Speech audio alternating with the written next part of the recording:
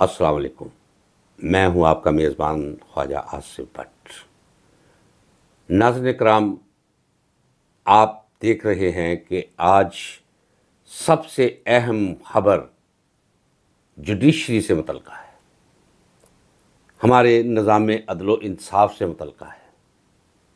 Issue کیا ہے؟ Issue ہے 6 ججز کا وہ لکھا ہوا خط، جسے احتجاجی مراسلہ کہنا چاہیے، ہے بھی دراصل احتجاجی مراسلہ۔ یہ وہ ججز ہیں جنہوں نے بالآخر ایک اجتماعی چیخ ماری ہے کہ جناب ان حالات میں ہم سے کام نہیں ہو رہا، ہمارا ضمیر ہمیں اجازت نہیں دے رہا، خفیہ ایجنسیاں نظام عدل و انصاف میں اس حد تک مداخلت کر رہی ہیں کہ اب برداشت سے باہر ہو چکا ہے، لہٰذا سپریم جوڈیشل کونسل ہمیں بتائے کہ ان حالات میں ہمیں کیا کرنا چاہیے۔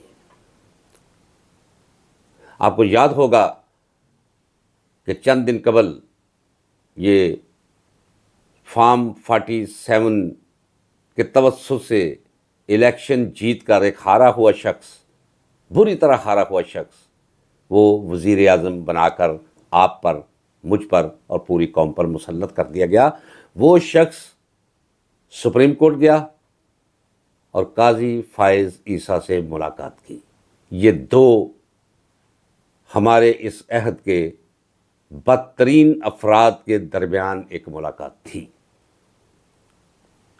یہ قاضی وہی ہے جس کے زور بازو پر یہ نالائق شخص وزیر اعظم بنا، یہ بینیفیشری ہے،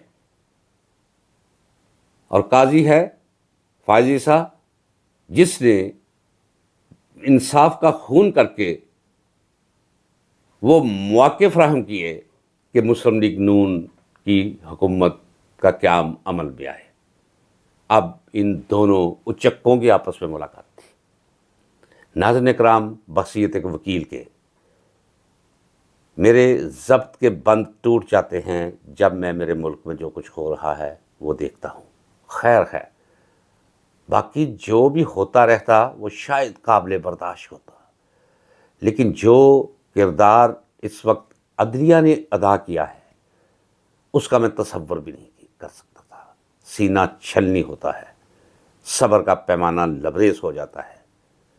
یہی وجہ ہے کہ آج میں یہ کہنے پر بطور وکیل، بحیثیت ایک قانون دان، یہ کہنے پر مجبور ہوا ہوں کہ سپریم کورٹ کے چیف جسٹس اور اسلام آباد ہائی کورٹ کے چیف جسٹس کی نشستوں پر آج تک اتنے گھنونے کردار نہیں بیٹھے ہوں گے جتنے 2 گھنونے کردار قاضی فائز عیسیٰ اور عامر فاروق نشست آ رہا ہے۔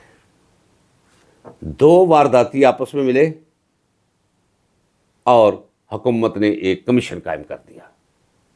جسٹس ریٹائرڈ تصدق حسین جیلانی کو اس کمیشن کا چیئرمین بنا دیا گیا کہ وہ سنے گا، دیکھے گا، تحقیق کرے گا اور پھر رپورٹ پیش کرے گا کہ یہ ان 6 ججز نے کہا کیا ہے۔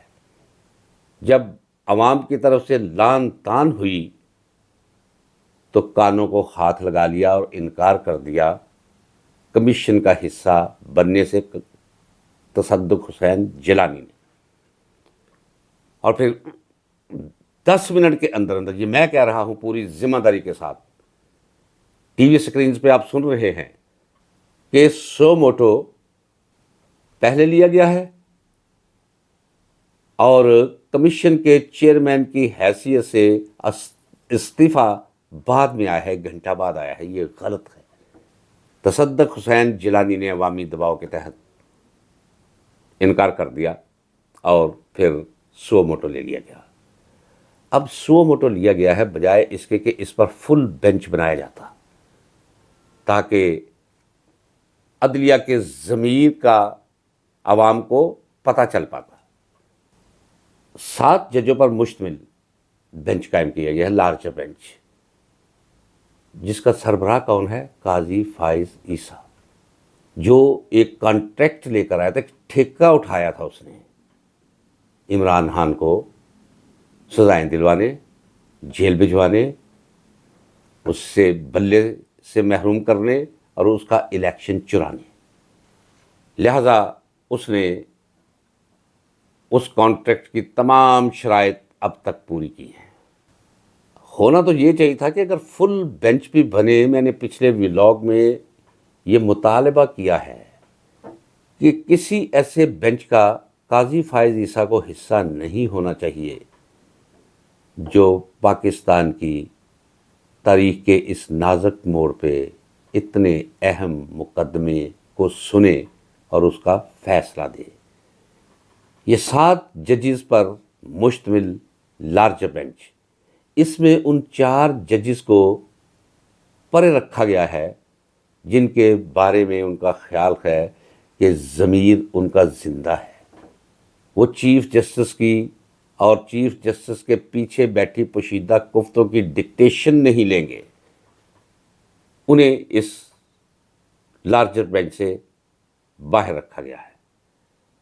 اب ہمارے نزدیک اس لارجر بینچ کی قطعی طور پر کوئی حیثیت نہیں ہے. وہ لارجر بینچ جس کا سربراہ قاضی فائز عیسیٰ جیسا بے انصاف شخص ہو، اس سے کیا توقع کی جا سکتی ہے.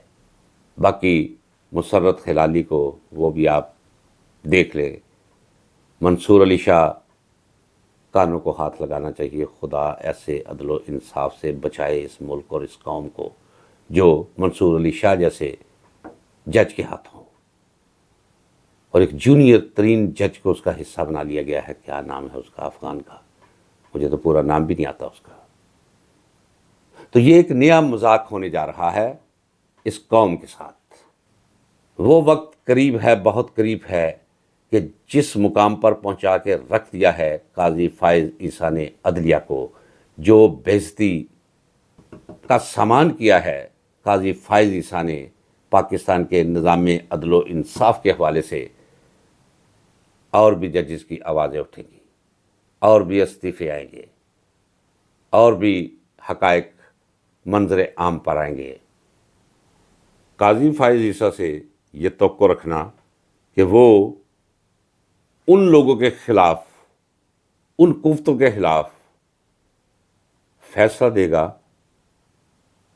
جن کفتوں نے اسے